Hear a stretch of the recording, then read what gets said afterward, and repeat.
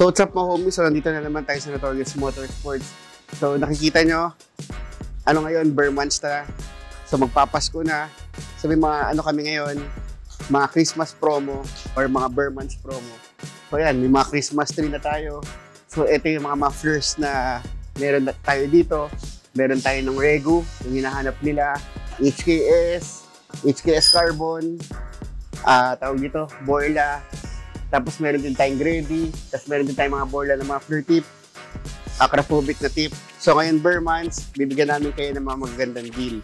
So, meron tayong ginagawa ngayon dito, RS Turbo. So ayan, so ang gusto ng customer, repeat customer na namin to eh.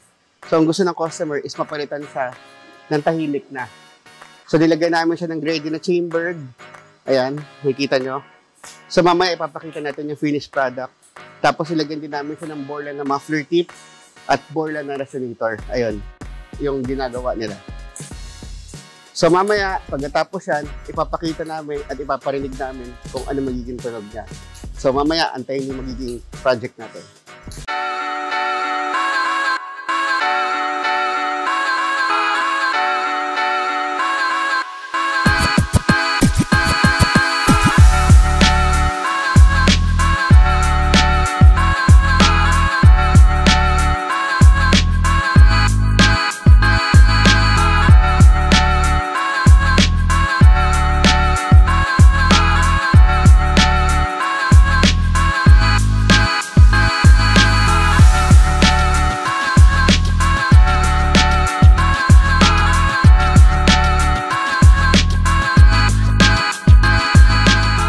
So what's up mga homies? So nandito na naman tayo sa Notorious Motorsports.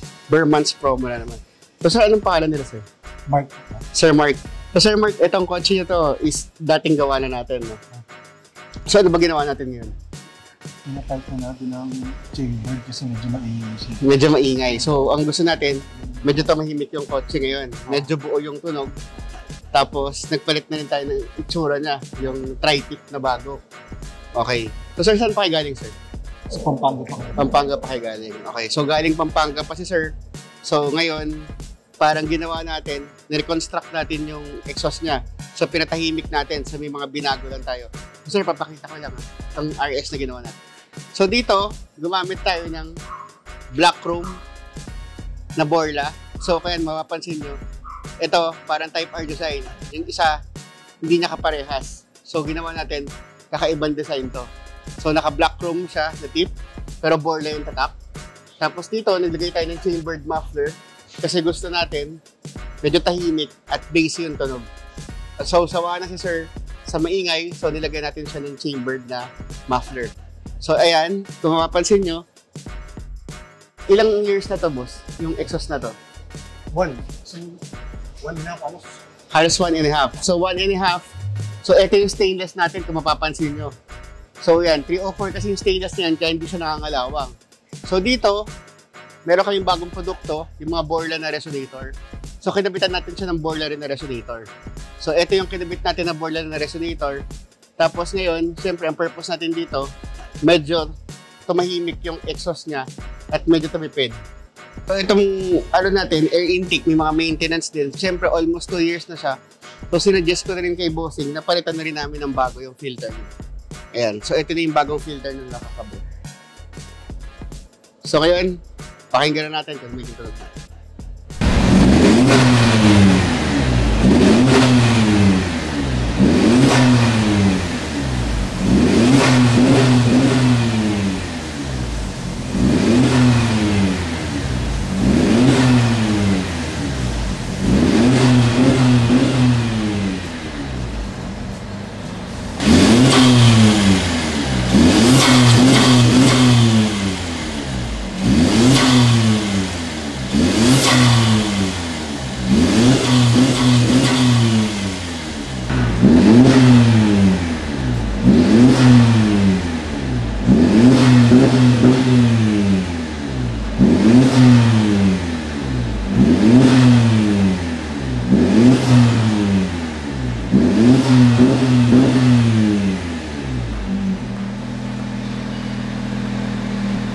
So sir, ano masasabi mo? naayos ba natin yung problema ng sasakyan? Ayos na, rin. Satisfied ba? Yung tunog, sir, nakuha natin. Yung hataw. Yung hatak niya. Okay na siya. Okay, thank you, sir.